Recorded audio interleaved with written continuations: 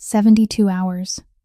72 hours since Benny Marchetti, 6 years old, vanished from the backyard of a mansion guarded by 12 armed men, and no one in this world has been able to find him. No ransom demand, no signal, no trace. As if the earth itself had swallowed the child whole. His father is Nico Marchetti, the Mafia boss who controls half the city, the man whose single nod can mean someone dies. But now he sits hunched at the head of a shattered room, his hands bruised from punching walls, his eyes hollow from 3 nights without sleep, his fingers clenched around a small green plastic dinosaur, the toy his son hugs every night to fall asleep. 20 lieutenants sit around him, cold-blooded killers, all of them, yet not one dares to speak. $5 million in reward money has flooded the underground. Every camera, every pair of eyes on the street, every gang in the city, even rivals, are searching. And all of them have failed. Nico Marchetti, the man the entire city fears, now sits there trembling, clutching a plastic dinosaur, more helpless than anyone alive, because all the power, all the money, all the violence in the world mean nothing when his son is out there alone, terrified, and possibly hurting. Then the bodyguard's phone vibrates with a message from the old priest. There is a child at the church. A little girl. She says her dog has picked up a lead and can track the boy's scent directly to him. When Nico steps into the church at 2 o'clock in the morning, what stops the Mafia boss in his tracks is not a tactical unit or an expert, but a thin 7-year-old girl wearing flip-flops, messy brown-red hair tied loosely, one hand gripping the collar of a massive 65-kilogram dog that looks like a monster, gray wrinkled skin, a long scar across its muzzle, heavy dark brown eyes, standing in the middle of the aisle, not backing away, not lowering her gaze, looking straight at the most dangerous man in the city and saying just one sentence. "Are you Benny's dad? Let Goliath smell something that belongs to Benny. Goliath will find him." One single sentence from a 7-year-old child, overturning every failure of money, power, and violence, forcing anyone who hears it to ask how a barefoot little girl and an ugly dog pulled from a trash bin dare to say what $5 million and the entire underworld could not accomplish. When Nico kneels down to her eye level and asks why she believes her dog can do it, Josie does not blink. She says that Goliath led her to a strange scent near the industrial gates yesterday, and she saw a man carrying a crying boy into the shadows. She knew Benny was very scared, because she was scared like that once too, but she had Goliath come for her. At that moment, the Mafia boss pulls from his vest pocket his son's red knitted hat, the wool worn thin from being twisted in his fingers for 3 nights straight, his hand shaking as he gives it to the little girl, and the search begins. If this story touched you, please press like so more people can hear it. Please share it with someone who needs to believe that hope is never truly lost, and subscribe to the channel, because stories like this deserve to be told, and you deserve to hear them. Josie holds the red knitted hat in her hands, her tiny fingers tightening around the frayed wool. She turns to look at her mother, and only then does Nico truly see the woman sitting on the back pew. She has been there the whole time, silent like a shadow. But Nico had not noticed, because his eyes had been fixed on the child and the dog. Now he sees her, a thin woman, perhaps 27 or 28 years old, wearing a loose, faded silver-gray hoodie, the sleeves pulled down to cover most of her hands, but not enough to hide the long old scar running across her left wrist. Her brown-red hair is tied back hastily, her cheeks hollow, dark circles carved deep beneath her eyes like someone who has not slept properly for years, rather than just a few nights. Yet those gray-blue eyes do not lower. They do not flinch. They look straight at Nico with a gaze he understands better than anyone, because it is the gaze of someone who has hit rock bottom so many times that she is no longer afraid of falling. Father Michael steps forward, his voice gentle but clear, and says, "This is Kira Donovan. Nico. She lives in Oak Hill. The child asked her mother to bring her here, and she did not refuse her daughter." Nico looks at Kira. Kira does not stand up, does not explain, does not beg. She says only one sentence, her voice low, tired, but steady. Josie is never wrong about Goliath. One sentence, nothing more. Then she looks back at her daughter with eyes filled with both worry and absolute trust, the kind of look only mothers who have fought with their lives for their children can possess. Carlo steps in, pulling Nico aside near the edge of the church, his voice rough as he mutters that this is a joke. A child, a dog, and a woman from a trailer park, and they are wasting time Benny does not have. Nico looks at Carlo, then looks back at Josie, standing in the aisle, one hand gripping the red hat, the other holding Goliath by the collar, her eyes fixed on him, waiting. 7 years old, in nothing but thin summer shoes, 2:00 key in the morning, inside a church, and she is not shaking. Nico says 2 words. Go, now. Carlo opens his mouth but catches Nico's eyes and swallows the words. He knows that look. It is the look Nico Marchetti wears when a decision cannot be undone. The group leaves the church.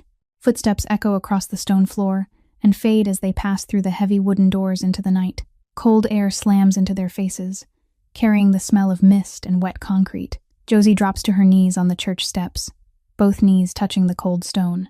She lifts the red knitted hat with both hands, holds it to Goliath's nose, and whispers 3 words, soft but clear enough for everyone around to hear. Goliath, find him. And the dog changes. Not slowly, not gradually. It is like a switch being flipped. The massive, scarred guardian that had been lying lazily at Josie's feet inside the church suddenly becomes something else entirely. The wrinkled, lead gray skin on its forehead tightens. Muscles coil beneath the thick hide, each one standing out like steel cables. Its nostrils flare violently, huffing and pulling in air like a machine processing data. The heavy, sleepy, dark brown eyes blaze with something wild and ancient, a primal instinct thousands of years old that no one can train and no one can erase. Goliath surges to his feet, heavy yet explosive, spins once on the steps with his nose pressed to the ground, then locks onto a direction, tail straight out, ears up. His entire body points toward the southeast side of the city, and he pulls. The leash snaps tight. Josie slides across the stone, her flip-flops scraping the steps, but her small hands do not let go. Kira lunges after her daughter. Nico runs after both of them. Carlo curses under his breath and signals 4 men to follow. And so the strangest procession this city has ever seen charges into the night. A Mafia boss in a rumpled black suit, hands bruised, eyes hollow from 3 nights without sleep, running along a sidewalk slick with mist. A thin woman in an oversized gray hoodie, breath-breaking, feet in worn canvas shoes. A 7-year-old girl in worn footwear, her auburn hair flying in the wind, both hands gripping the leash of a massive dog that looks like a monster, stepped out of a horror film. And 4 large men with guns running behind them, not understanding what is happening but not daring to stop because the boss is running. Yellow sodium streetlights stretch their shadows long across the wet pavement. Night mist clings to hair and shoulders. The sound of Goliath's heavy breathing pounds against the empty sidewalk, the slap of Josie's flip-flops, the sharp rhythm of Nico's leather shoes, Kira's ragged breaths. No one speaks. No one asks where they are going. Goliath knows. And Josie trusts Goliath. And in a way he cannot explain, Nico Marchetti trusts that 7-year-old girl in flip-flops more than any professional search team his $5 million ever bought. Goliath pulls the entire group running for 20 minutes through empty night streets, his nose pressed to the pavement, tail straight out, not a second of hesitation. From time to time, he stops at a corner, circling once or twice as if processing information, then locks onto a new direction and surges forward again. Josie runs behind him, both hands gripping the leash, the heels of her flip-flops slapping against the wet sidewalk, not making a sound even as her breath breaks apart. Kira runs close behind her daughter, ready to catch her if Josie falls. Nico runs alongside them, his eyes never leaving the dog. Then Goliath turns down a sloping road that leads to the river on the south side of the city. The smell of black water, mud, and damp algae slams into them as they pass the rusted iron fence and race down onto the concrete embankment. Goliath lunges to the water's edge, his nose working violently, huffing hard, his immense, powerful frame trembling. Then he stops. He circles. His nose lifts, drops, lifts again. His front paws step forward, his back paws retreat. He turns once, then again. His tail sinks low, and he lets out a short, hoarse howl. Not the cry of a hunter, but the confused sound of an animal that has lost its direction. Water. The river has erased the scent. Carlo steps up beside Nico, his voice rough and exhausted as he says, "It's over. The dogs lost the trail." He said this would happen. The 4 men behind them begin to murmur. One crosses his arms and shakes his head. Another pulls out his phone, looking at Nico, waiting for the order to turn back. No one says it out loud, but they're all thinking the same thing. The farce is finished. Let's go home. A dog pulled from a trash bin can't find anything. Nico stands still on the embankment. The river wind cuts into his face, cold, reeking of mud. His right hand is buried in his suit pocket, his fingers crushing the plastic dinosaur wreck so hard the plastic bites into his palm.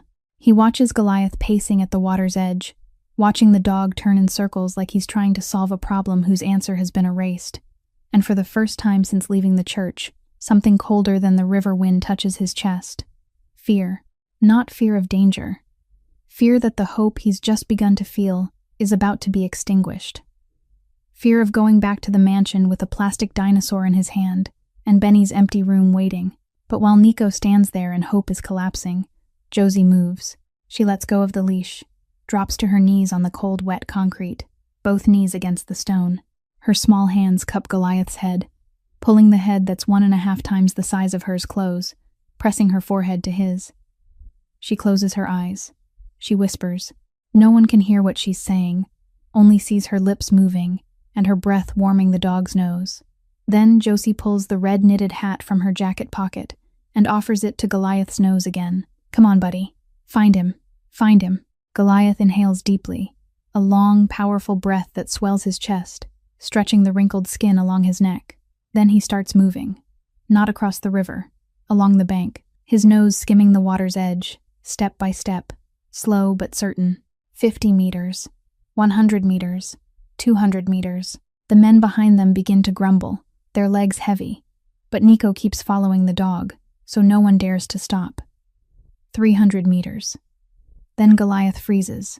His head snaps up, his ears prick. His entire body locks for a single second, like he's been struck by electricity. And then he whips left, charging into a dark alley leading away from the river, toward the southern industrial district. Tail straight, nose locked. He's found the trail again. The kidnapper had walked along the riverbank to throw them off, to let the water erase the scent, then turned into an alley 300 meters downstream. Smart, but not smart enough to outthink the nose of a dog born in a trash bin. Josie springs up, grabs the leash again, and runs after Goliath into the dark alley. Kira runs after her. Nico runs after them. Carlo curses under his breath and follows. As the group races through the narrow alley between two old brick walls, beneath weak yellow streetlight filtering through gaps in rusted roofing, Nico realizes he's running alongside Kira. And in the dim light, his eyes catch something he'd glimpsed at the church, but only now sees clearly: the scar on Goliath's muzzle. A long line running from the bridge of the nose down near the left jaw, healed but raised, fur never growing back, pale white against gray skin. Nico asks without turning his head, his voice short, breath breaking as he runs. What happened to that scar? Kira doesn't turn either. Her eyes stay fixed on Josie's back ahead of them. Her voice is low, steady, like she's told this story so many times it no longer hurts. It's just the truth. My ex-husband, drunk. He came at me with a broken bottle. Goliath stepped between us. There was silence for 2 footfalls as they ran. The dog never backed down. Blood ran down his muzzle and he still stood there, growling, blocking him from me and Josie. The man backed away. 2 more footfalls echoed in the alley. He tried to retreat, but Goliath stood his ground. Kira added, her eyes fixed on the massive dog ahead. Nico says nothing, but the way he looks at Goliath ahead of them changes. Before this, even after choosing to follow, deep down he'd still been looking at the dog like a gamble. Half belief, half doubt. But now, knowing the dog carries that scar from taking a blade for a woman and a child, Nico looks at Goliath with something this Mafia boss rarely gives anyone: respect. The animal runs ahead, 65 kilograms of muscle and wrinkled skin, a white scar flashing on its muzzle under streetlights, leading the small, determined girl through the night to find a child it's never met. And Nico thinks, for the first time in 72 hours, maybe he wasn't wrong to believe. Goliath turns out of the alley and charges straight into the industrial district south of the river. The group follows him through a rusted iron gate that was broken open long ago, stepping into a world completely different from the city outside. Abandoned warehouses line both sides of a cracked concrete road, weeds pushing through every fissure like gray-green fingers clawing up from the ground. A rusted crane leans against the night sky like the skeleton of something that died a long time ago. The smell of old machine oil, corroded iron, and stagnant water mixes into a heavy air that makes Kira raise a hand to cover her nose. The streetlights here went dark years ago, leaving only pale moonlight slipping through thin clouds and falling onto roofs riddled with holes. Goliath slows but doesn't stop. his nose still to the ground, muscles rolling beneath his skin, tail held straight. He knows he's on the right path. That's when Carlo grabs Nico's arm, yanks him hard to the side, and leans in close, his voice grinding each word out. "Boss, stop. Listen to me." Nico stops. Carlo stares straight into his eyes, face flushed from running, sweat streaking his temples, but his voice is colder and clearer than anyone else's. It's 3 a.m. We're in the middle of an abandoned industrial zone, following a dog that belongs to a woman who lives in a trailer park. You've got 4 men with you. 4. We don't know what's ahead. How many people? How many guns? Meanwhile, a 30-man search team is waiting for orders at 3 new locations. Professionals, armor, equipment. You're putting your life, and all of ours, in the hands of a dog. The 4 men behind them nod. One says quietly, but loud enough to hear that Carlo's right. Another adds that he can call the main team and have them here in 15 minutes. Nico doesn't answer right away. He stands there in the ruined industrial yard, wind blowing the stink of rust into his face, and looks ahead. Josie stands about 10 steps away, a 7-year-old girl standing still on cracked concrete, one hand holding Goliath's leash, the other hanging at her side. Flip-flops, thin shirt, brown-red hair soaked with sweat and stuck to her forehead. Around her is darkness, collapsed warehouses, rusted metal, and the heavy silence of a place where no one lives. Any other child would be crying, begging to go home, trembling behind her mother. Josie isn't shaking. She stands there and waits, waiting for the adults to finish deciding so she can keep leading the way. Nico looks at her. Then he turns back to Carlo. His voice is low, slow, each word landing clearly like a sentence being read. 72 hours, Carlo. 72 hours since my son disappeared. How many professional teams? How many K9 units, surveillance gear, drones, $5 million in reward money? And what do we have? Nothing. 47 locations, and nothing. He points toward Josie, but his eyes stay on Carlo, that child, 7 years old, wearing flip-flops, standing in an abandoned industrial zone at 3 a.m.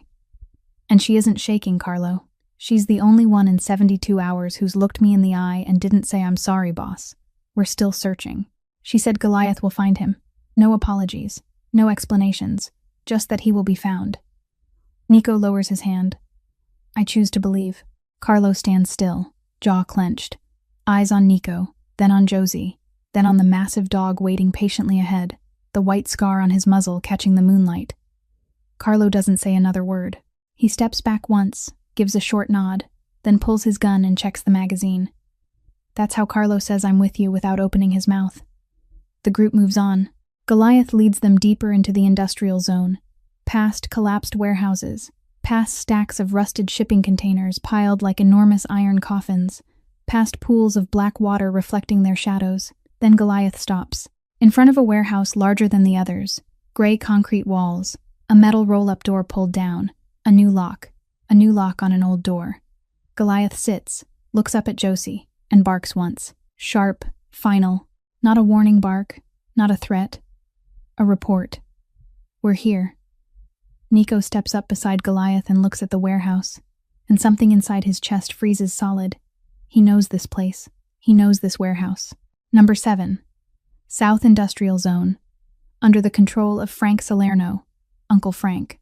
His father's right hand for 20 years, the man who sat beside the hospital bed when Benny was born, lifted the baby, cried, and said he looks just like his mother. The man who read Benny stories every Saturday night when Nico was busy. The man Benny called Uncle Frank and ran to hug every time he saw him. 30 years. 30 years of loyalty. 30 years of eating at the same table, fighting in the same trenches, burying bodies together. And a dog pulled from a trash bin has just led him to Frank Salerno's warehouse.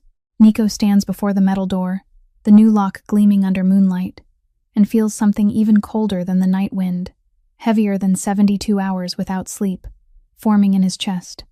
Doubt, the kind of doubt he wishes he never had to feel. Carlo steps up, looks at the new lock, then at Nico. Boss. Nico doesn't turn. His eyes darken, his jaw tightens, his right hand curls into a fist until his knuckles turn white.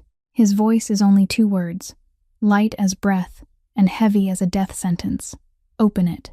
Carlo cuts the lock with bolt cutters, the snap of metal breaking echoing sharply through the night. The steel roll-up door rises slowly, screeching with a grinding cry like something that doesn't want to be woken. Inside, the warehouse is pitch black. The smell of old machine oil, rotting wood, and long-settled concrete dust rushes out like breath from the belly of a dead animal. Carlo switches on his flashlight and sweeps it fast. Metal shelves line both sides, stacked with dust-coated wooden crates, a few coils of rope, several plastic tarps. The warehouse looks ordinary. It looks like any other warehouse in this abandoned industrial zone, dead for a long time and holding nothing worth finding. But Goliath doesn't think so. The dog steps through the doorway, nose pressed to the concrete floor, moving straight toward the last row of shelves against the back wall. Then he starts to dig. Claws scrape concrete, rake against the metal legs of the shelving, the sound of steel screeching on stone, filling the empty warehouse like fingernails on a chalkboard. Goliath doesn't stop, shoving his nose into the gap between shelf and wall, huffing hard, then clawing again, then sniffing again. He wants to go through the shelf. He wants what's behind that wall. Carlo looks at Nico. Nico nods. Two men step up, grab the shelving from both sides, and strain. The rack shrieks across the floor. Crates shake.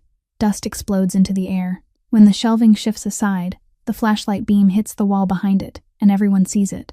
A steel door. Not large, just wide enough for one person to duck through.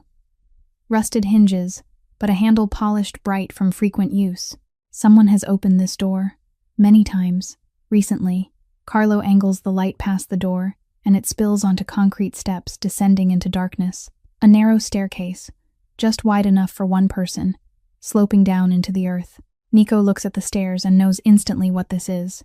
An underground tunnel. His grandfather built it in the 1960s, back when the Marchetti family smuggled liquor and cigarettes through the southern docks. A network of tunnels running beneath the industrial zone, connecting warehouses to each other and to the port. When his father took over the family, the tunnels were no longer needed. Every entrance was sealed with concrete. At least that's what Nico thought. At least that's what everyone thought. But someone reopened it. Someone knew the tunnels existed, knew where the entrance was, knew how to open it without anyone noticing. Someone had been in the family long enough to know secrets even Nico had nearly forgotten. Nico doesn't say the name. Not yet. But it burns in his chest like a live coal. He steps onto the first stair. Damp. A thin skin of green moss coats the concrete, slick beneath his leather soles. The smell of wet earth hits his nose, mixed with mold, old sewer, stagnant water trapped in a closed space for years. The ceiling is low. Carlo has to duck. Nico has to hunch his shoulders. Water seeps down the walls, forming brown-red streaks that look like dried blood in the flashlight beam. Somewhere ahead, water drips steadily in the darkness. Tick, tick, tick, like a clock counting down something no one can name. Goliath goes first. His claws click against the wet concrete, steady, certain, without hesitation. The dog knows he's on the right path. His nose works constantly, breath huffing loud in the narrow tunnel, blending with the dripping water into a strange underground rhythm. Josie walks right behind him, one hand gripping the leash, the other bracing against the wall. Kira follows Josie, one hand on her daughter's shoulder, stepping carefully on the slick floor. Then Goliath stops. In the middle of the tunnel, where it widens slightly into a small space like a waiting room, the dog sniffs the floor, circles once, then sits and looks up at Josie. Carlo sweeps the flashlight down and everyone sees it. A small juice box, a dinosaur printed on the carton, the 200-milliliter kind, the kind Benny drinks every day after lunch. It's empty, the straw still stuck in, bent from a small hand. Beside it lies a child's sock, tiny, white, but dirty, smeared with soil and something brown. The sock has a dinosaur at the ankle, the same set Benny was wearing the day he disappeared. Crumbs on the concrete, cookie bits, cheese stick wrappers, like someone fed a child here in a hurry before moving on. And on the wall, Carlo lifts the flashlight, and the beam reveals a crayon drawing on damp concrete. A house. A red triangular roof, yellow walls, blue windows. Above it, a round smiling sun. Nico knows that drawing. He knows it better than anyone alive. Benny draws that house everywhere. On paper in his room. On the kitchen wall with crayons, the housekeeper scrubs off every week. On the back of Nico's hand, when they watch cartoons together at night. A house with a sun, always a sun, because Benny says the sun makes people happy. Nico drops to his knees on the wet concrete. Cold seepage soaks his pants, but he doesn't feel it. His fingers lift and touch the red crayon line of the roof. The wax is still fresh, not fully dry. Benny was here, recently, maybe hours ago, maybe less. His son sat here on cold concrete, drank his dinosaur juice box, then reached up and drew a house with a smiling sun on the wall. In the darkness underground, a 6-year-old child still drew the sun. Nico touches the sun's smile and his voice comes out as a broken whisper, shaking. Nothing like the Mafia boss voice the city fears. He was here. My son was here. Kira stands behind him, arms wrapped tight around Josie's shoulders, eyes wet, because she sees what no one else in the group fully sees. A father kneeling on a filthy concrete floor, fingers touching his child's crayon drawing, falling apart. Josie looks at the drawing, then down at Goliath. The dog has risen, nose pointed deeper into the tunnel, ears up, muscles tight again. He isn't done. Josie tugs the leash gently. Goliath, keep going. Find him. Goliath surges into the darkness ahead, deeper, farther, dragging the 7-year-old girl in flip-flops forward into a place that even the armed men behind them have to swallow hard before following. The tunnel runs straight for another 50 meters before opening into a junction. 3 pitch-black passages branch off in 3 different directions, like 3 open mouths, swallowing the beam of Carlo's flashlight. The left branch slopes downward, darker, the stench of sewer water heavier. The right branch runs straight, narrow, the ceiling so low a person would have to crouch. The middle branch continues forward, slightly wider, but the darkness ahead is so dense it feels like light can't pass through it. Goliath stops at the junction. His nose flicks toward the left branch, sniffing, then turns to the right, sniffing, then to the middle, sniffing again. Left, right, middle. His front paws step toward the left, then retreat. He pivots to the right, then pulls back. His tail no longer sticks straight out but dips slightly, his ears rotating constantly. For the first time since leaving the church, the dog hesitates. For the first time, Goliath doesn't know where to go. Carlo sweeps his light down each tunnel and looks back at Nico. Split up. 3 branches. 3 teams. I'll take left with 1 man. 2 go right. Boss goes center. If you find anything, call. It's logical, fast, efficient. The 4 men nod, ready to separate. But Josie shakes her head. She steps in front of Carlo, tilts her face up to look at the man 3 times her height, and speaks in a small voice that's so firm no one in the tunnel dares interrupt. Don't move. All of you stay still. Your smells are everywhere. Sweat, cigarettes, gun oil, cologne, all mixed together. Goliath's confused. He's trying to separate Benny's scent from yours, but he can't, because you keep moving and stirring everything up. Silence. 6 armed men stand in an underground tunnel just before 4 in the morning, staring at a 7-year-old girl in flip-flops who has just ordered them to stand still, and no one argues. Not because they're afraid of her, but because of how she speaks, how she looks at the dog, how she understands exactly what Goliath is struggling with when none of them did. Makes it clear that in this moment, in this dark tunnel, this child knows more than all of them combined. Carlo looks at Nico. Nico gives a single nod. No one moves.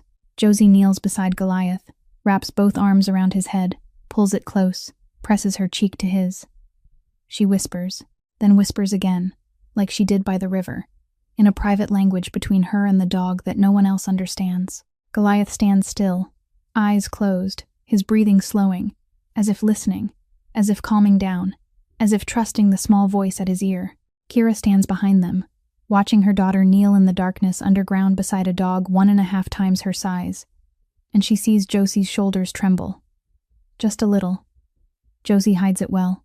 7 years with an abusive father taught her how to hide fear so she wouldn't be punished for crying. But a mother knows. A mother always knows. Kira steps forward and kneels beside her daughter, placing a hand on Josie's back, feeling the faint shaking beneath her palm.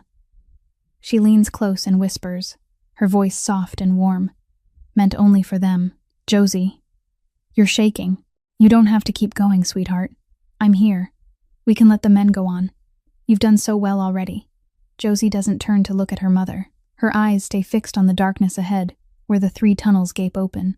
Tears run down her cheeks, two bright tracks in the flashlight beam, but she doesn't wipe them away. Her voice shakes, but every word is clear, each one cut sharp. Benny's more scared than me, Mom. Benny's been in here longer than me. Benny doesn't have Goliath. Benny doesn't have his mom. Benny's alone. Josie draws a breath, her chest rising and falling. I'm not stopping. Kira closes her eyes. 1 second. She tightens her hand on her daughter's back, then lets go. Not letting go in surrender, but letting go in trust.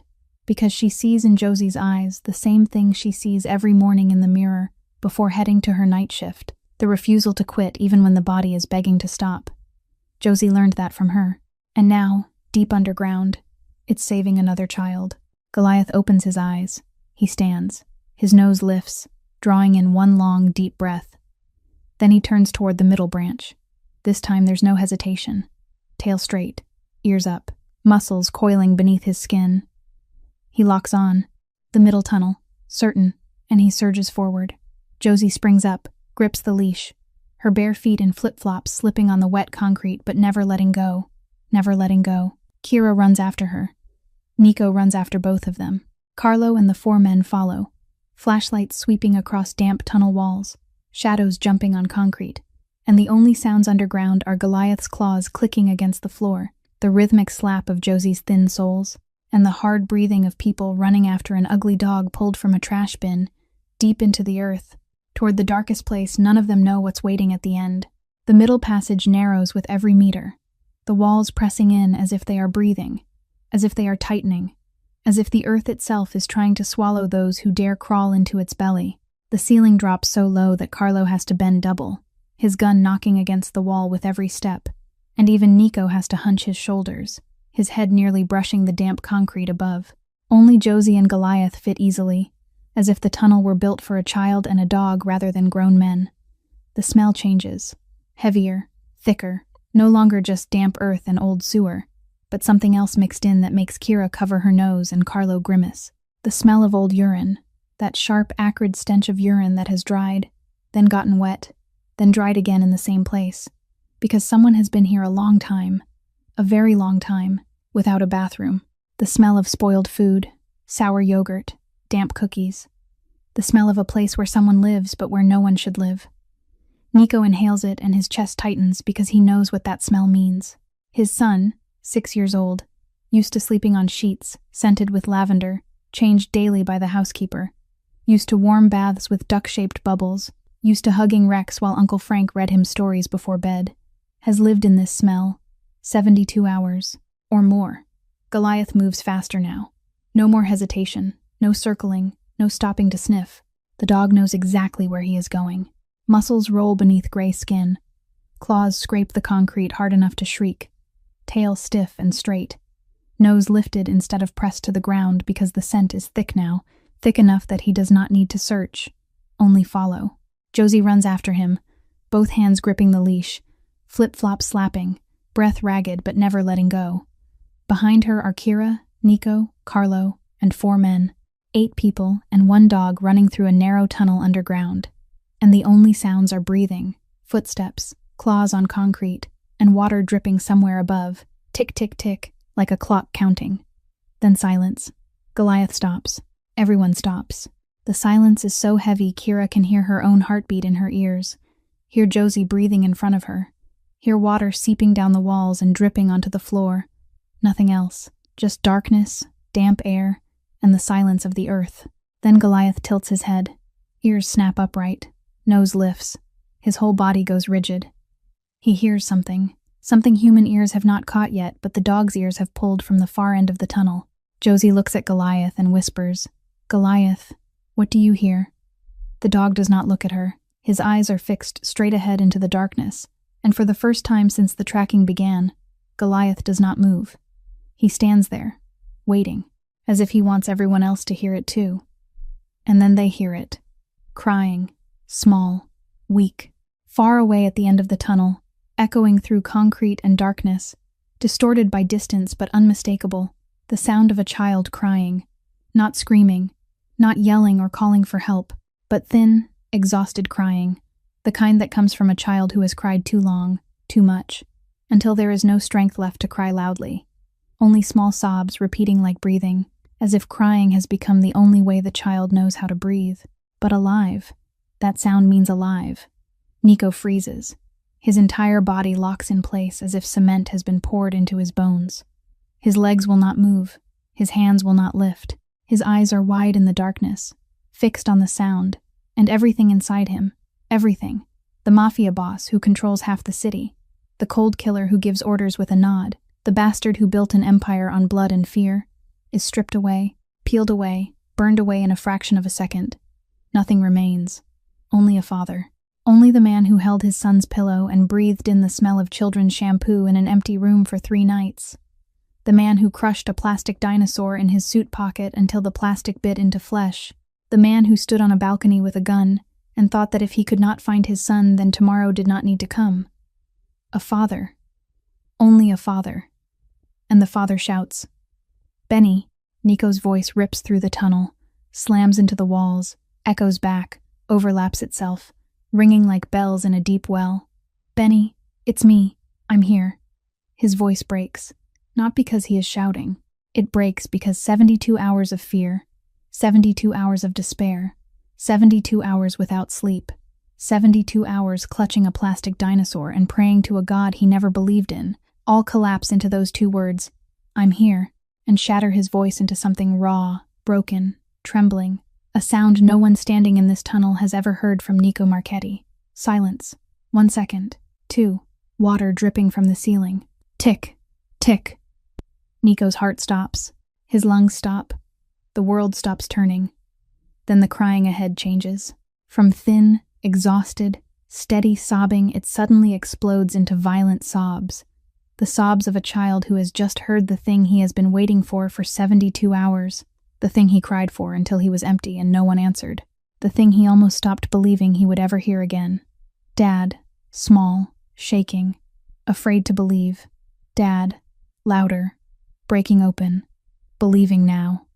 Nico runs. He does not wait for Carlo.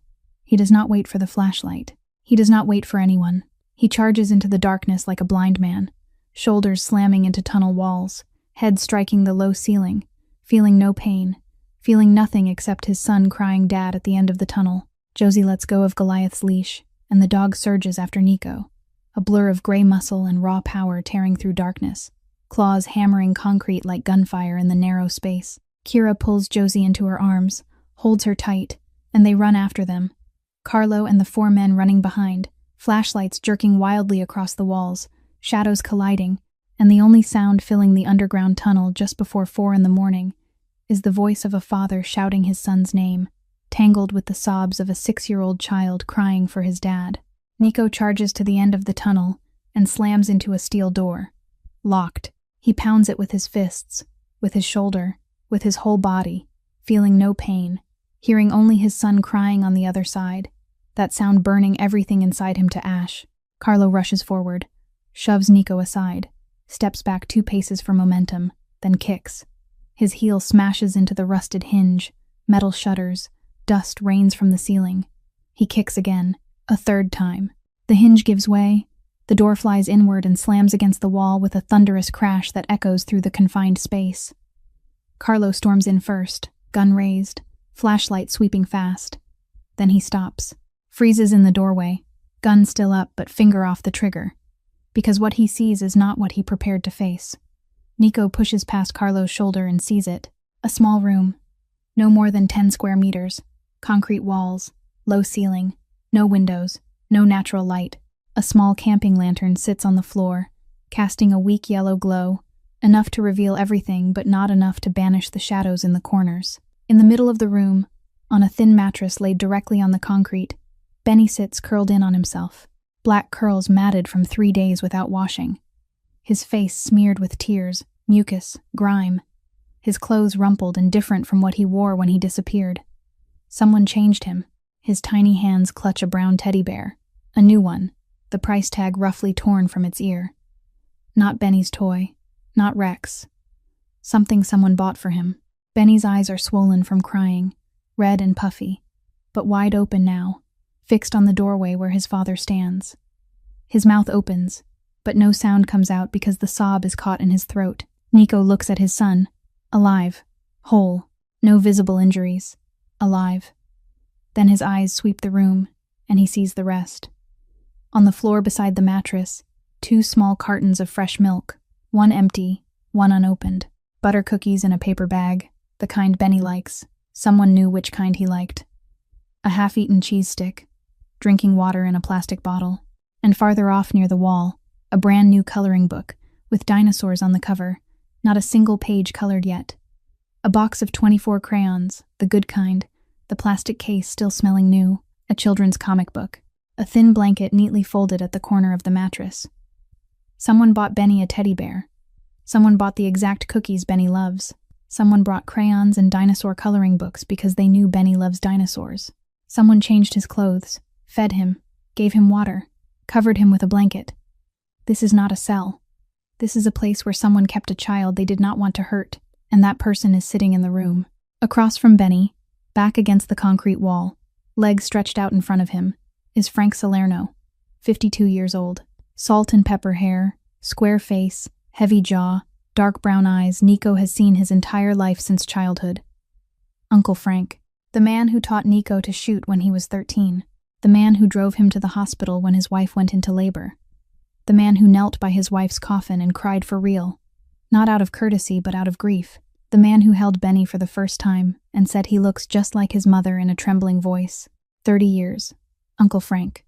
And his hands are not holding a gun, not holding a knife, not holding any weapon. Frank Salerno is holding a children's comic book, open to a page with a spotted dog, and when the door was kicked in, he was reading to Benny, reading a story, to Nico's son, in a bunker beneath the earth. Nico stands in the doorway, and the world stops spinning. His mind refuses to process what he is seeing. The man who kidnapped his son, the man Nico swore he would peel inch by inch when he found him, is sitting there reading to Benny in the same voice Benny is used to hearing every Saturday night. Benny is hugging a teddy bear his kidnapper bought. Benny has coloring books, crayons, cookies he likes, fresh milk, a blanket. The kidnapper took care of his son. Goliath steps over the threshold, slowly, heavily. That hulking mountain of muscle and wrinkled lead-gray skin enter the small room and stop between Benny and Frank. He does not bark. He does not lunge to bite. He simply stands, feet planted wide, shoulders low, head dropped, the white scar on his muzzle glinting under the lantern light, and from his broad chest comes a low vibration. Not a snarl, not a growl, but a deep, steady rumble that travels through the concrete floor, through the walls, into the bones of everyone in the room. A vibration that says, I stand between this child and anything that wants to touch him, and I will not move, and anyone who tries to pass me will have to go through 65 kilograms of iron and teeth and protective instinct. No trainer taught, because it is carved into blood, a living wall, between the father and the betrayer, between the stolen child and the man who took him. The dog pulled from a trash bin stands there, not choosing sides, only shielding the child. Frank looks at Goliath, then looks up at Nico in the doorway, and he does not run, does not raise his hands, does not beg. His dark brown eyes meet Nico's with a look Nico did not expect, was not prepared to face, and does not know what to do with. Not fear, not anger, but sorrow. Frank Salerno sets the comic book down on the concrete floor, slowly, gently, as if he were at home, having just finished reading a bedtime story to his nephew, not surrounded by 5 armed men in an underground bunker. He looks up at Nico, and he isn't panicked. He doesn't shake. He doesn't stand or raise his hands or beg. Frank Salerno looks at Nico Marchetti with the eyes of a man who knew this moment would come and accepted it long before it arrived. His voice is hoarse, low, exhausted, but not weak. He says he didn't hurt the boy. 3 days. Not a scratch. Tells Nico to look at him. Really look. That the child has food, water, a blanket, books, toys, that he changed his clothes every day, read to him every night, held him when he cried for his father. He pauses, swallows, his eyes red but dry. He says he didn't hurt him. He just couldn't watch Nico turn the boy into what Nico's father turned Nico into. The words cross the small room and stab into Nico's chest like a blade. Not because Frank is wrong, but because he's right. Nico knows exactly what his father turned him into. His grandfather built smuggling tunnels. His father killed a man with his bare hands when Nico was 10 and made him watch so he could learn. At 13, Nico held a gun for the first time. At 16, he had blood on his hands. At 20, he inherited the empire. At 36, he sat at the top of the underworld, hands stained with so many deaths he stopped counting. His father made him this. And Benny, his son, 6 years old, laughs easily, draws houses with smiling sons, calls Uncle Frank, and runs in for hugs. If Benny grows up in the Marchetti family, who teaches him to hold a gun at 13, who makes him see things children should never see, who turns a child who draws the sun into a man who kills with a nod, Nico knows the answer, and it hurts more than any wound he's ever taken. Frank watches him, reads the silence on his face, and continues, his voice dropping lower. He says he planned to take the boy away, not to hurt him, to take him away, that he had people waiting at the northern border, a new identity, a new school, a small town where no one knows the name Marchetti, that the boy would grow up normal, go to school, play ball, have friends, have a childhood, no blood, no guns, no tunnels, no Marchetti. He looks down at the comic book on the floor and says he knew Nico would find them sooner or later. But he hoped it would be later. Hoped it would be late enough that the boy would already be safe, with a new name and a new life, that Nico would hate him, but the boy would live, truly live, not the kind of life they live. He admitted that the bunker was never meant to be a home, but a grim, temporary necessity, a shield to keep Benny invisible from Nico's relentless search parties until the final window of opportunity to slip across the border to Ridgewood opened at dawn. Heavy silence crushes the room. Goliath still stands between Benny and Frank, the deep vibration in his chest steady and unbroken. Benny curls on the mattress behind the dog, clutching the teddy bear, swollen eyes peeking through the space between Goliath's legs toward his father. Carlo stands to the right of the door, gun aimed at Frank, finger on the trigger, waiting. 4 men flank the room, jaws clenched, eyes burning because this is Uncle Frank, the man who ate at their table and fought beside them, and this is the man who took the boss's son. Nico stands there, looking at Frank, and inside his chest 2 forces clash harder than any battle he's ever fought. One part of him wants to kill Frank where he sits, crush his throat with bare hands on this concrete floor for daring to touch his child, daring to take him, daring to lock him underground for 3 days. The other part, the part Nico hates for existing, knows Frank is right. Not about the method. Locking a child underground is never right, but about the fear. Nico fears the same thing Frank fears. He fears Benny becoming him. But fear gives no one the right to kidnap another person's child. Nico speaks, his voice cold and slow, every word heavy as stone.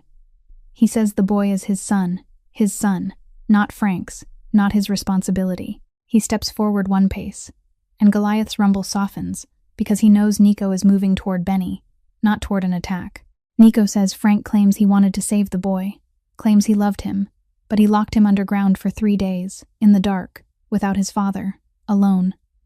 His voice cracks on the word alone. He says the boy is 6, and he was stolen from his home, kept in this hole, calling for a father who couldn't hear him because of you. Silence. Frank lowers his head. For the first time since the door was kicked in, something in his eyes breaks, because he knows Nico is right. Loving a child doesn't mean you get to decide their life for them, and it certainly doesn't mean you get to lock them in the dark. Frank looks up, past Nico, past Goliath still standing like a wall, and his eyes stop at the doorway. Josie stands there holding Kira's hand, wide-eyed. A 7-year-old girl in flip-flops, brown-red hair soaked with sweat, and beside her, in the tunnel light, the white scar on Goliath's muzzle catches the beam. Frank looks at the dog, then at Josie, then back at Goliath, and his voice changes, no longer defending himself, only asking a question he truly can't believe. He asks if that dog found the boy, through the tunnels, across the river, across 300 meters, where he deliberately walked along the water to erase the trail. No one answers. The answer stands right in front of him. The dog did find him, through water, tunnels, darkness, through everything Frank worked to erase. A dog pulled from a trash bin, guided by a girl in flip-flops. Frank looks down at his hands, then lifts his eyes to Nico one last time. He doesn't beg. He doesn't run. He just nods once, small, as if to say he understands. Carlo steps forward, grabs Frank by the collar, hauls him up, twists his arms behind his back. Frank doesn't resist. He lets Carlo restrain him, lets the men escort him away. Nico doesn't look back. He has already turned away from Frank Salerno. His voice is only 4 words, light but absolute, needing no repetition. Take him away. Carlo drags Frank out of the room, and the darkness of the tunnel swallows them both. The sound of boots scraping, metal knocking against concrete, then silence. Frank Salerno disappears from the small underground room, and Nico doesn't watch him go, doesn't turn his head, because the moment Carlo yanked Frank to his feet, Nico had already turned away from everything and dropped to his knees. Both knees hit the damp concrete, seepage soaking through the fabric of his suit pants, but he doesn't feel it. He kneels in front of Benny, both hands lifted, palms open, and says nothing. He just kneels there, waiting, because he knows that if he rushes forward and grabs Benny right now, a child who's been locked underground for 3 days will be frightened all over again. He has to let Benny come to him, and Benny does, slowly. The boy sits on the dirty mattress, swollen eyes fixed on his father kneeling in front of him, and for 1 second he doesn't move, as if afraid this is a dream, afraid that if he moves, his father will vanish the way he vanished for 72 hours. Then Benny lets go of the teddy bear, releases it like it no longer matters, because the thing he truly wants to hold is kneeling right there. And the boy launches himself forward. Small arms clamp tight around Nico's neck, tight enough that Nico feels fingernails digging into his skin. Little legs wrap around his father's waist, heels locking together behind his back. The entire 6-year-old body curls into Nico as if trying to crawl inside him, into the safest place the boy knows, the place he's cried for until he was empty. And Benny cries, not the thin, exhausted crying they heard in the tunnel minutes earlier, but violent sobbing that shakes his whole body. Tears and mucus soaking the collar of Nico's suit, broken words tumbling out between gasps. Dad, Dad, I was scared. I was so scared. I want to go home. I want Rex. Where were you, Dad? Where were you? I called you, and you didn't hear me. Each word hits Nico's chest like a bullet. I called you, and you didn't hear me. 72 hours. His son called for him for 72 hours underground, and he, the most powerful man in the city, didn't hear. Nico wraps Benny in both arms, one hand supporting his back, the other cradling his head, pressing the boy's face into his shoulder, and with his right hand, he pulls the green plastic dinosaur from inside his suit. Rex, the dinosaur he's crushed in his palm for 3 days and nights, until the plastic left dents in his flesh. He presses Rex into Benny's small hand, wedges it between the boy's fingers, and Benny grabs it instantly, clutching both Rex and his father's neck at the same time, as if afraid that letting go of anything will make everything disappear. Nico speaks. 2 words. His voice is nothing like anything Carlo or any of the men have ever heard from him. Not an order. Not a threat. Not a boss. A shaking voice. A broken voice. A wet voice, soaked with tears he doesn't hide or swallow like he always has. I'm here. I'm here, baby. And Nico Marchetti cries. Tears fall into Benny's dark curls, into hair matted from 3 days without washing, onto the small wrinkled shirt someone else put on his child. Nico cries for the first time since the day his wife lay in a hospital bed, held his hand, whispered, protect him, and closed her eyes. 3 years. He didn't cry when he buried her. Didn't cry when he came home to an empty room and her perfume still on the pillow. Didn't cry when Benny asked where Mom was and he had to lie and say she went far away. He didn't cry because bosses don't cry, because crying is weakness, because his father taught him that Marchettis don't break. But now, in a filthy underground room, holding his son, Nico cries without stopping and doesn't want to stop, because 3 years of buried tears are breaking loose at once with 72 hours of terror, and he doesn't care who sees. He doesn't care if the men outside the door are watching. He cares only about the trembling child in his arms and the warm, broken dad on his shoulder. Father and son cling to each other on the dirty concrete floor under the weak yellow camping light, and Benny cries until the tears are gone, then hiccups until the air returns, breath by breath, because his father's arms are holding him, because his father smells right, because Rex is in his hand, and because the words I'm here are whispered again and again like a lullaby. Then Benny lifts his head from his father's shoulder. Swollen eyes, dirty face, trembling mouth, and he sees Goliath. The dog is still standing there, in the same spot, where he stood between Benny and Frank. 65 kilograms of wrinkled gray skin, sad dark eyes, a white scar running across his muzzle, looking like a monster stepped out of a child's dream. Benny stops crying. Eyes widen, fear forgotten, Tears forgotten. His voice is small, hoarse from 3 days of sobbing, but filled with something only children have. A pure curiosity stronger than fear. Dad, that dog is huge. Nico laughs. A wet, broken laugh tangled with tears. The first laugh in 72 hours. Benny reaches one hand out of his father's arms, the small hand still gripping Rex, and touches Goliath's nose. Touches the wrinkled skin, damp and cold. Goliath doesn't move, doesn't growl, doesn't pull away. He lets the tiny hand touch his nose, his folds of skin, his white scar. Then Goliath licks Benny's hand. One long, slow, wet lick, from fingers to wrist. The lick of a dog who ran through the night, across a river, through tunnels, through darkness to find this child, and who now says in the only way he knows, I found you, you're safe. Benny laughs.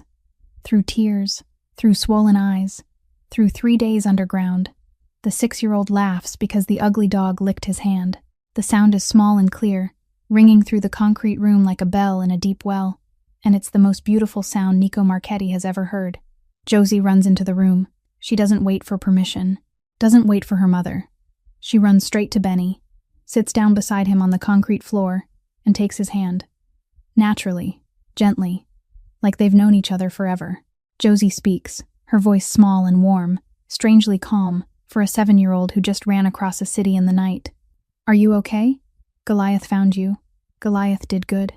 Benny looks at Josie, looks at her hand holding his, and he squeezes back, tight, not letting go, as if that small hand is his second lifeline after his father's arms, the anchor tying him back to the world above ground, to light, to laughter, to the normal life he almost lost. Kira stands in the doorway, back against the tunnel wall, and cries, silently.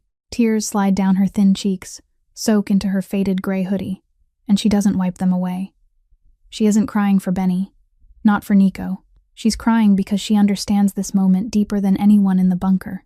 She knows what it's like to watch your child terrified and be powerless to save them. She knows what it's like to hold Josie in the rain at night, running with a backpack and 2 changes of clothes, not knowing where to go, only knowing she has to go. She knows the sound of mommy, I'm scared, because she heard it from Josie when her daughter was 3, and outside the door were breaking bottles and a drunk man screaming. And now, standing underground, watching Nico hold Benny, watching Josie hold the hand of a strange boy, watching Goliath stand guard with a scar earned blocking a blade meant for her and her child, Kira cries for something she has no word for. Maybe relief, maybe gratitude, maybe simply because for the first time in her life, she's seeing a child who was trapped in the dark get found, get held, get saved, something she herself waited for as a child, in abusive foster homes, and no one ever came.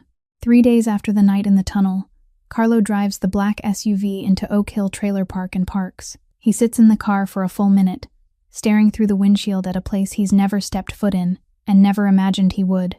Dirt roads, rusted trailers lined up on both sides, sagging tin roofs, tangled power lines stretched from pole to pole like spiderwebs.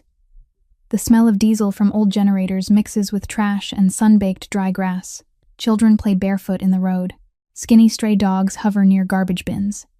Carlo steps out, black leather briefcase in hand, and walks toward the last trailer at the far corner of the park. The smallest one, the oldest one, but clean. Windows wiped clear, the steps swept, and a pot of wild daisies blooming by the door. Carlo knocks. Kira opens it, gray-blue eyes meeting his without surprise, as if she already knew someone would come. She's wearing a washed-out white t-shirt and old jeans, brown-red hair tied back. No makeup. She doesn't need it. Kira opens the door wider, not inviting but not blocking him either, and Carlo steps inside. The trailer is so small, his shoulders nearly brush both walls. A folding table, 2 plastic chairs, a compact, clean kitchenette, curtains sewn from old fabric but washed and smelling fresh. On the wall is one of Josie's crayon drawings, a house with 3 people and a big dog. Carlo sets the briefcase on the table, unlocks it, flips it open. Inside are neatly stacked bundles of $100 bills, $500,000 in cash, more money than this trailer, this park, and Kira Donovan's entire life combined has ever touched. Carlo speaks briefly. From the boss. A thank you. Kira looks at the money, looks for a long moment, Her gaze shifts from the stacks of cash to the window, where outside Josie is sitting on the steps, a book open on her lap, reading aloud to Goliath. The dog lies beside her, head resting on her leg, eyes closed, tail lazily wagging. The pot of wild daisies blooms yellow beside them. Kira watches that scene, then looks back at the briefcase. Then she places her hand on the lid and gently pushes it back toward Carlo. Calm. Final. I didn't go to the church that night for money. Her voice is low, not angry, not proud, just steady in the way of someone who's lived long enough in deprivation to know that money fixes many things, but not the reason she did what she did. I went because I know that feeling. When a child needs someone to come and no one does. I know what it's like to wait in the dark with no one. I couldn't let another child wait like that if I could do something. Carlo looks at Kira, looks at a trailer smaller than the bathroom in Nico's mansion. Looks at the briefcase being pushed back. He's worked for Nico Marchetti for 15 years and has seen every kind of person, from politicians to killers, priests to prostitutes, and every one of them had a price. Every one.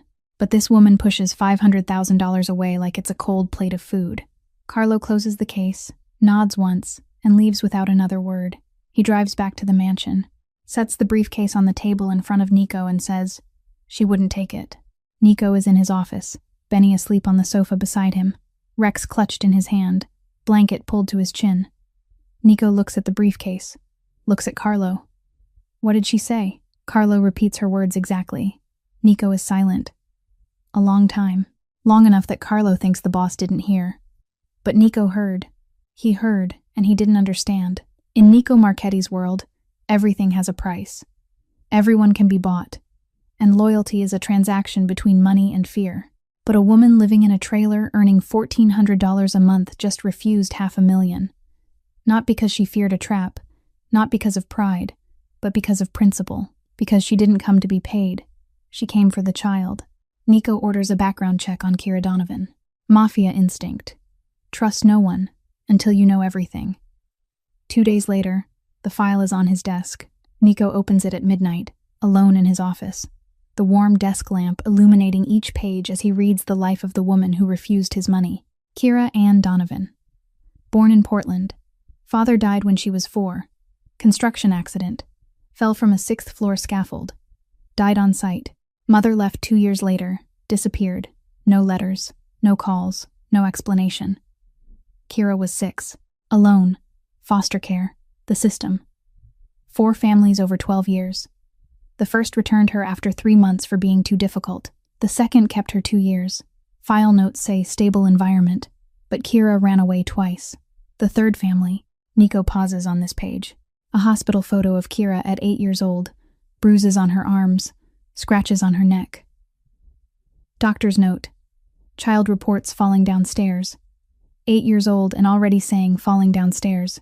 The 4th family kept her until she turned 18 and aged out of the system.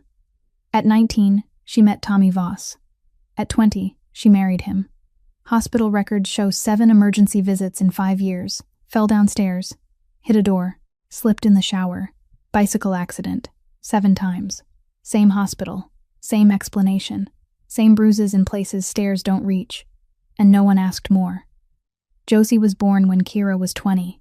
A hospital photo from the day Josie was born shows Kira in bed holding her newborn, smiling, with a bruise on her left cheek turning yellow. Smiling with a bruise on her face, on the day she gave birth. Nico sets the paper down, picks it up, sets it down again. 3 years ago, Kira ran. A rainy night, a backpack with 2 changes of clothes. One for her, one for Josie. No money, no car, no phone. Just a mother and daughter walking in the rain. And on the way, in a dark alley behind an Italian restaurant, a small sound. A puppy. Tiny, soaked, trembling, inside a trash bin. Someone had thrown it away. Kira, running through the rain at night with her 3-year-old daughter and nothing but a backpack, stopped, picked the puppy up, wrapped it in her jacket, and carried it with her. Goliath. The dog the world threw away, picked up by a woman the world also threw away. Tommy Voss showed up at the trailer park 3 weeks later, drunk, broken bottle, lunged at Kira. Goliath, 9 months old then, 30 kilograms, not fully grown, stepped between them. Tommy drove the bottle into the dog's muzzle. Blood poured. Goliath didn't retreat, growled. Tommy did. A neighbor called the police. Tommy Voss was arrested and sentenced to 8 years. Kira Donovan's current income is $1,400 a month. 2 jobs. Night shift dishwashing. Morning office cleaning. Trailer rent $600. The rest goes to food, electricity, water, Josie's school fees, and sustaining a beast of that size. A dog that eats more than 2 people. And she refused $500,000. Nico closes the file, sets it on the desk, fingers interlaced, chin resting on them, staring out the window. Night, city lights glowing in the distance. And somewhere out there, in a broken trailer park on the edge of town, a woman earning $1,400 a month lives in a metal box smaller than his bathroom, raises her daughter with dishwater and mop handles, feeds a 65-kilogram dog on a threadbare income, and grows wild daisies by the door because she refuses to let life kill beauty. That woman has something $5 million in reward money, 30 armed men, and Nico Marchetti's entire criminal empire can't buy: dignity. Nico sits there for a long time in the darkness of his office. Kira Donovan's file on the desk, his son sleeping on the sofa beside him, and for the first time in his life, the Mafia boss who controls half the city feels poor. The next morning, Nico Marchetti does something he hasn't done in 10 years. He drives himself. He doesn't call Carlo. He doesn't call his men. He doesn't carry a gun. He takes the car keys from a drawer he'd nearly forgotten existed, walks past 6 guards standing watch at the mansion gate, and gets into the black sedan parked in the garage, the one he hasn't touched since he took control of the family. Carlo runs after him, face pale, asking where he's going, insisting on driving, begging at least to come along, and Nico lowers the window, looks at him, and shakes his head, alone. Then he drives off.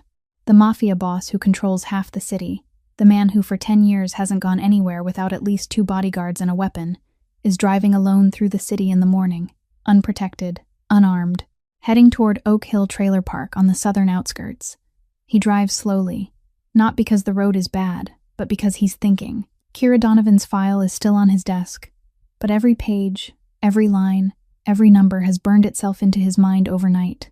Lost her father at 4, abandoned by her mother at 6, bruises at 8 and saying she fell down the stairs, gave birth at 20 with a bruise on her face, $1,400 a month, and she refused $500,000.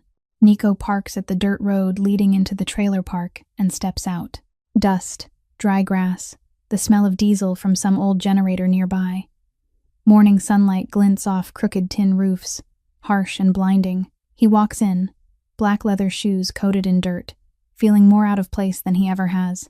A black suit in a trailer park, like a beached fish. Kira's trailer is at the far corner, the smallest in the park, the roof sagging slightly to the left, paint faded and rust eating through in places, but clean. Windows polished until they reflect the sunlight. Steps swept, not a scrap of trash. And outside, on the cracked concrete step, a pot of wild daisies blooming yellow.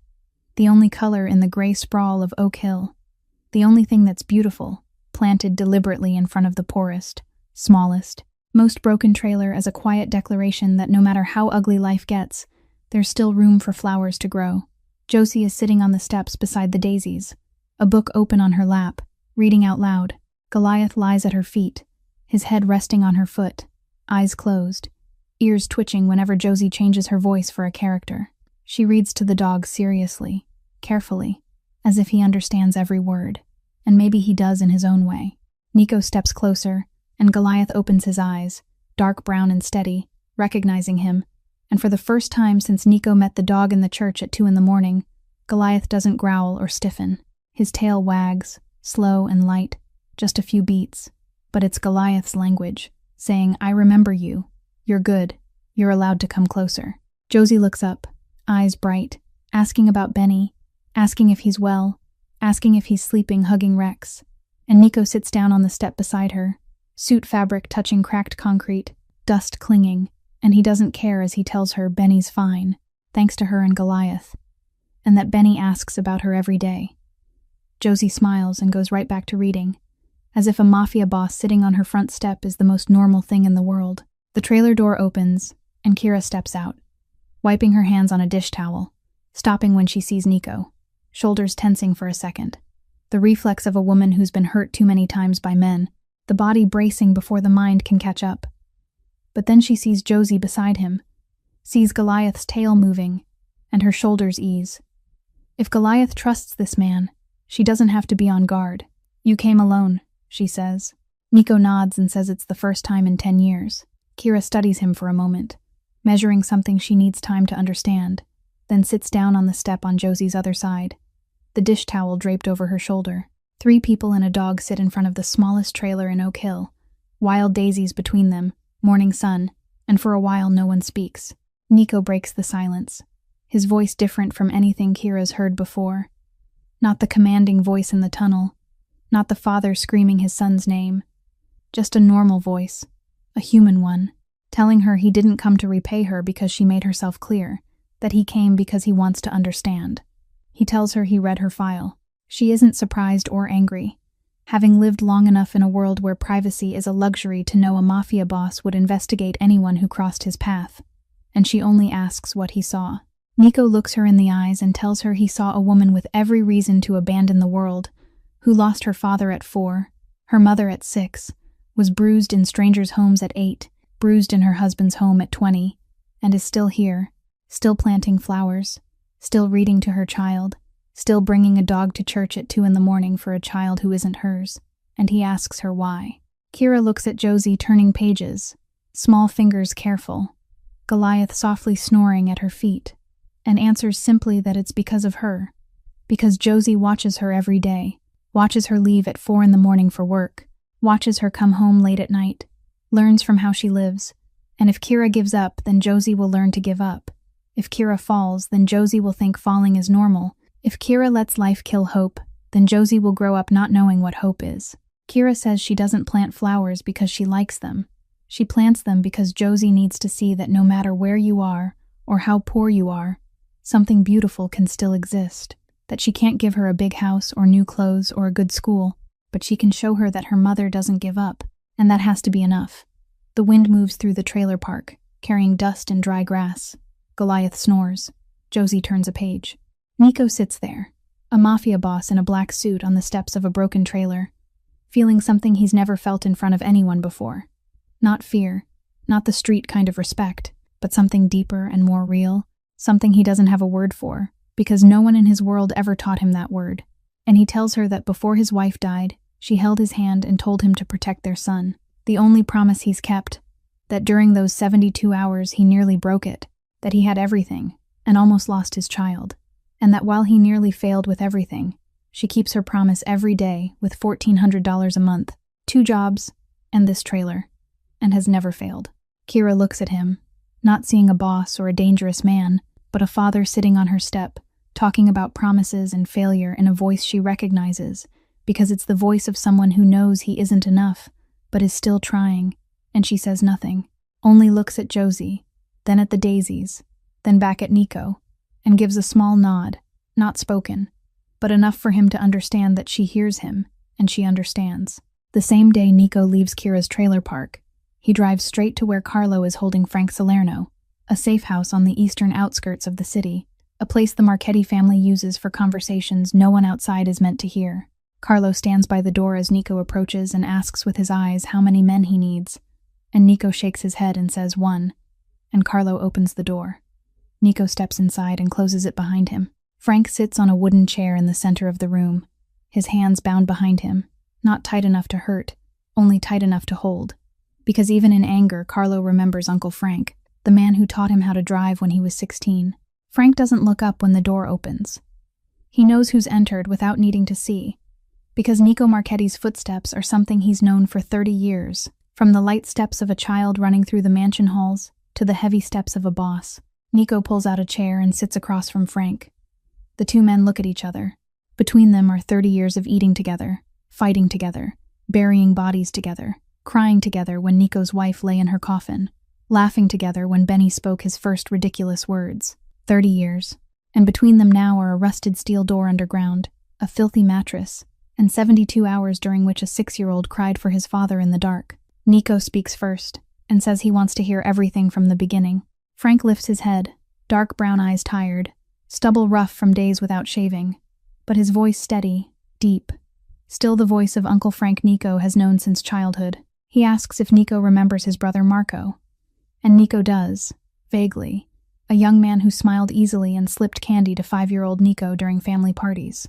Frank says Nico's father killed Marco 20 years ago because Marco wanted to leave the family, wanted out, wanted to live a normal life, and open a bakery in some small town. And Nico's father said no one leaves the Marchetti family. And Marco said, then I leave. And Nico's father shot him in the garage at 2 a.m. and told Frank to clean it up. Frank says he cleaned up his own brother's body, wrapped it in a tarp, buried it on the vacant land behind the Southern Port warehouse where there is now a concrete parking lot. He stayed, not out of loyalty or fear, but because he promised Marco before he died that he would protect the next generation, that he wouldn't let another child in the family become what Nico's father turned all of them into. Frank tells Nico that when Benny was born, he watched him every day, saw his mother's eyes, his mother's smile, the way he drew houses with suns, the way he hugged him and called him Uncle Frank, and he saw Marco again, his brother before the world crushed him. He says he didn't kidnap Benny to hurt him, that he had someone waiting at the northern border with new identities and papers, a foster family in a small town called Ridgewood with a population of 3,000, a good elementary school, a soccer field, neighbors whose kids knock on doors to play after school, that Benny would grow up normal, go to school, have friends, play ball, never know what the Mafia is, never know what a gun is. You never know about underground tunnels or bodies buried under parking lots, or a grandfather who killed with his bare hands and forced his son to watch. Frank says he loves Benny like his own son, like the brother he lost never got the chance to live. Nico listens without interrupting, without slamming the table, without reaching for a weapon, and every word lands heavy in his chest because once again he realizes Frank isn't entirely wrong. Nico remembers the candy, remembers the smile, remembers the day Marco vanished and his father said Marco went away, and no one asked questions, just like Nico told Benny his mother went away. The same lie. Nico finally speaks, his voice neither cold nor hot, only tired from 36 years in a world where people kill those they love and call it loyalty. He says he understands why Frank did it, and doesn't say Frank was wrong to fear for Benny because he fears for him too every night. But Frank locked his son in a bunker for 3 days, underground, alone, crying for his father with no answer. That loving a child doesn't give you the right to trap him in darkness and terrify him until he can't even cry anymore. Nico stands and says that if Frank truly loves Benny like a son, then he understands why Nico must do what he's about to do. Because if someone locked Frank's son in a bunker for 3 days, he'd do the same. Frank looks at him for a long moment and nods slowly, heavily, the nod of a man who knew the answer before the question was asked. Nico leaves the room and closes the door. Carlo stands outside waiting. Nico says nothing, only walks past him and drives away. Frank the butcher Salerno is never seen again. Not at the mansion, not at family meetings, not at Sunday church, nowhere. And no one asks, because in Nico Marchetti's world, when someone disappears and the boss never speaks their name again, everyone understands that questions are a luxury paid for in blood. No one ever asks about Frank Salerno. His name is erased from conversations, memories, dinners, as if he never existed. But in Benny's room on the toy shelf, the brown teddy bear Frank bought remains, and Benny won't let anyone take it, and Nico doesn't make him. In the weeks that follow, Kira Donovan's life changes quietly, without spectacle, in the way Nico knows she will accept, because he's learned she doesn't take charity, only respect. Josie transfers to the best school in the city, the same school as Benny. Kira gets a new job managing a small, legitimate cafe on Chestnut Street. A proper contract, a livable salary, no more overnight dishwashing, no more 4 a.m. mornings cleaning offices.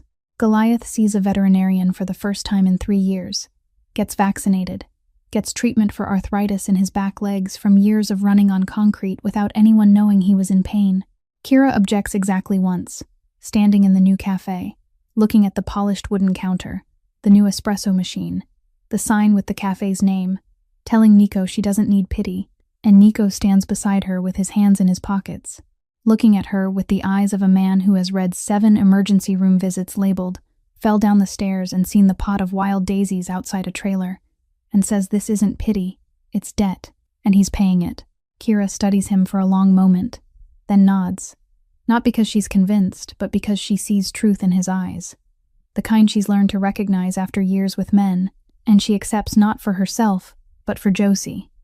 Because Josie deserves a good school, deserves a mother home before dark, deserves to see her mother smile without dark circles from 2 jobs, and because Goliath deserves someone to heal the leg he's never complained about. 1 year later, autumn arrives. Yellow leaves scatter along Chestnut Street, and Kira's small cafe is crowded as it is every Saturday afternoon. The cafe isn't big, just 12 tables, exposed brick walls, wooden shelves holding white ceramic cups, the scent of freshly ground coffee blending with the smell of waffles baking and filling the warm space. Kira stands behind the counter in a black apron, auburn hair tied neatly back, hands moving confidently as she makes drinks, calling regulars by name without even glancing at the tickets, and she smiles. Smiles more than she ever did before, smiles without dark circles under her eyes, without bruises on her cheekbones, without shoulders held tight from fear, because 1 year has changed many things. By the window, Josie sits doing her homework at the small table Kira keeps just for her daughter. She's 8 now, taller, her auburn hair longer and tied into a tidy ponytail instead of the messy tangles from the night in the church, her school uniform clean and white, her shoes new and black. She writes with serious concentration, occasionally chewing on her pencil and gazing out the window before bending back over her work. Under the table, Goliath lies curled up on the cushion, Kira set aside just for him. 65 kilos of wrinkled slate-gray skin, a white scar across his muzzle, eyes closed, breathing evenly. His back legs no longer ache thanks to treatment for arthritis. His coat shinier from proper food, but he's still ugly. Still the ugliest dog in the world, and still the most loved. The regulars are used to Goliath now. No one fears the giant dog stretched beneath the table anymore. Children who come in often stop to pat his head. Adults step around him carefully, and Goliath never growls at anyone, only opens one lazy eye before drifting back to sleep. The bell above the door jingles. Josie looks up even before Goliath does. Nico walks in, Benny racing ahead of him. He's 7 now, taller, stronger. Dark curls neatly trimmed, eyes bright, cheeks flushed. No trace left of the child who once curled up on a filthy mattress in a bunker. Benny spots Josie and his face lights up. He weaves through tables and chairs with the practiced ease of a child who's run this route every Saturday for a year and skids to a stop at her table. He holds up a drawing. Josie takes it, and the two of them lean in together. On the paper, in crayon, Benny has drawn a house with a red roof, yellow walls, blue windows, and a smiling sun above it. Just like the house he once drew on the bunker wall a year ago, but different now, because this house has people. In front of it stand 2 children, a dark-haired boy and an auburn-haired girl. Between them is a giant dog, almost as big as the house because Benny still hasn't mastered proportions. Around them are 4 adults, a tall man in a black suit, a woman with auburn hair, and 2 others drawn smaller and fainter, like distant memories. Beneath it, in the uneven handwriting of a 7-year-old, are the words "my family." Josie studies the drawing, then looks at Benny and smiles, picks up a red crayon from the table, and adds a small flower pot in front of the house. Wild daisies. Benny grins and asks what kind of flower that is, and Josie tells him it's her mom's flower. Goliath wakes at the sound of Benny's voice, crawls out from under the table, pads over, sniffs the drawing, then licks Benny's hand. Benny wraps his arms around Goliath's head, scratches behind his ear, and whispers something only the 2 boys and the dog can hear. Nico sits at the counter on a high stool, elbows resting on the wood, and without ordering, Kira sets down a cup of black coffee in front of him. No sugar, no milk, exactly how he takes it. She remembers from the trailer park. Nico lifts the cup, takes a sip, watches the children add more to Benny's drawing, while Goliath flops down between them, tail thumping against the floor. Then he sets the cup down. His hand stays on it, fingers turning the handle slowly. Kira, drying glasses behind the counter, notices the change and looks at him. His eyes aren't on her. They're fixed on the coffee cup, distant and heavy, like he's somewhere far behind his own eyes. When he speaks, his voice is different, lower, slower, weighted, as if every word has to be pulled up from the bottom of a well. He says her name. She sets the glass down and looks at him. He starts to speak about that night, before Father Michael called Carlo, and pauses, swallowing, his grip tightening on the handle. He tells her he was standing on the 3rd-floor balcony of his mansion, looking down, with a gun, not to go after anyone, not to shoot anyone, but thinking that if Benny didn't come back, there was no need for morning to come, that he didn't need tomorrow. The cafe hums around them, the espresso machine hissing softly, Josie and Benny laughing in the corner, Goliath yawning, the world continuing to live while Nico talks about death. Then he mentions Carlo's phone vibrating. Father Michael, a child, a dog, a church, at 2 a.m. He finally looks up at Kira. His eyes are wet, but he doesn't cry. His voice trembles, but doesn't break. And he tells her that she and that dog didn't just save his son, they saved him. The cafe remains loud and alive. But between Nico and Kira, there's a pocket of silence no one intrudes upon. Kira sets the cup down slowly, reaches out, and rests her hand over Nico's, light and warm, her fingers touching the back of his hand, still marked by old bruises from punching a wall the night Benny disappeared. She leaves it there for a single second, just one, then withdraws it, not out of fear or hesitation, but because 1 second is enough to say what neither of them puts into words, that she's here, that she hears him, that he isn't alone. Nico looks at his hand where her warmth lingers and nods, lightly, the same way Kira once nodded to him on the trailer steps. Later, autumn sunlight slants through the trees in the park beside the cafe. Josie and Benny run across the grass, the drawing of my family held aloft like a flag. Goliath lumbers after them, front legs, then back legs, tongue out, tail wagging, far slower than the children but never letting them out of his sight. Nico and Kira sit on a park bench, a careful distance apart, not close, not far, coffee in hand, watching the children run and the ugly dog trudge after them. Benny trips and falls, and Goliath immediately rushes over, standing guard, sniffing anxiously, tail tense, until Benny stands up laughing, and only then does the dog relax. Josie wraps her arms around Goliath's neck, whispers something into his ear, then turns and calls out to Kira in a clear voice that carries across the park, asking if Goliath knows he's a hero. Kira smiles. A soft, warm smile that didn't exist on her tired, shadowed face a year ago but does now, because life has given her reasons to smile, and she answers that she doesn't think Goliath knows that. She thinks he only knows that he loves her. Josie laughs, hugs Goliath tighter, and the 65-kilo, wrinkled, slate-gray dog with the white scar across his muzzle, the ugliest dog in the world, stands between two children in an autumn park, tail wagging, eyes closed. And if dogs could smile, he's smiling. Goliath wasn't born to be a hero. No one looked at a soaked puppy curled up inside a trash bin behind an Italian restaurant on a rainy night 3 years ago and thought he'd one day save a child. No one looked at those tightly shut eyes that hadn't even opened for the first time yet and imagined that tiny wrinkled nose would track a scent across rivers, through underground tunnels, through darkness that a $5 million search team couldn't penetrate. Goliath was born in garbage, thrown away before he ever learned what the world looked like. If that night, the thin hands of a woman running from her own life hadn't stopped in the rain, hadn't picked him up, wrapped him in her jacket, and spoken 4 words no one had ever said to her when she was a child, 4 words she'd wished someone had said in those cold foster homes, during beatings, during hospital nights when she said she'd fallen down the stairs. 4 words, "You deserve to live." Then Goliath would have died in that trash bin, and Benny Marchetti probably would have never come home. That's all it was. 1 chance, 1 moment, 1 woman who stopped when the whole world walked past. Kira Donovan had no money, no power, no one behind her. She had a backpack with 2 changes of clothes, a 3-year-old daughter in her arms, and a rainy night ahead with nowhere to go. But she had something, a Mafia boss who controlled half the city, with $5 million in reward money and 30 armed men, couldn't buy.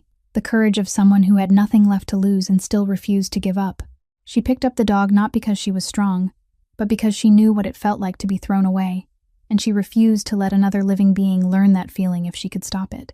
And then 3 years later, because a 7-year-old girl trusted her dog more than all the machines and experts in the world, because that mother brought her daughter to a church at 2 a.m. for a child who wasn't hers, because a scarred dog pulled from a trash bin ran through the night, guided by a nose no training school could teach. A Mafia boss got his son back. A father got his reason to live back. 2 worlds that were never meant to meet. Mansions and trailer parks, black suits and torn hoodies, power and poverty, found each other in the darkness of an underground tunnel, and both were saved, not by money, not by violence, not by power, but by an ugly dog, a little girl in flip-flops, and a mother who planted wild daisies outside her trailer because she refused to let life kill beauty. Where do heroes come from? This story answers. Heroes come from trash bins, from scars on a muzzle no one asks about, from flip-flops slapping against damp concrete floors in a dark bunker, from a 7-year-old girl looking straight into a mafia boss's eyes and saying, Goliath will find him, with a kind of faith adults have forgotten how to have, from a mother earning $1,400 a month, yet richer than anyone, because she has what money can't buy: dignity, kindness, and the refusal to give up. What does Goliath's story teach us? Never underestimate what's been abandoned. Never look at an ugly dog in a trash bin and think it's useless. Never look at a thin woman in a torn hoodie in a trailer park and think she has nothing to give. Never look at a little girl in flip-flops and think she can't do what the whole world failed to do. Because sometimes, the very things the world throws away are what save the world. And sometimes, all it takes to change a life is one person stopping, picking something up, and saying, "You deserve it." In real life, we're not mafia bosses. We don't live in mansions or trailer parks, but every day we walk past trash bins, dark corners, people the world steps over without looking. Every day, we have a chance to stop, to pick something up, to say those 4 words. And maybe, just maybe, what we pick up today will save someone tomorrow in a way we never imagined. If this story touched your heart, if your eyes welled up at any moment, if it made you think of someone in your life who stopped for you when the world walked past, or if you're the one who needs to hear that you deserve to live, then please tap like so this story can reach more people. Share this video with someone you think needs to hear it. Maybe a friend going through a hard time, a tired mother, or simply someone who needs to be reminded that hope is never gone. It just takes one person who refuses to give up. And if you want to hear more stories like this, where every story is a life and every life is a lesson, subscribe to our channel so you don't miss any videos. We really want to hear you. How did this story make you feel? Which moment touched you the most? Have you ever met a Goliath, a Kira, or a Josie in your life? Or maybe you're the one who stopped and picked up what others walked past? Share your story in the comments below. We read every comment, and every story you share deserves to be heard. Because sometimes, writing out your feelings is how we heal, and sometimes your comment is exactly what saves someone else who's reading it at 3 in the morning thinking no one cares. Thank you for staying with us until the very end. We wish all of you watching good health, peaceful days, and happy lives. And always remember, no matter how hard life gets, keep planting wild daisies outside your door, because beauty deserves to exist everywhere, even in places that seem to have no room left for it. Goodbye, and we'll see you in the next video.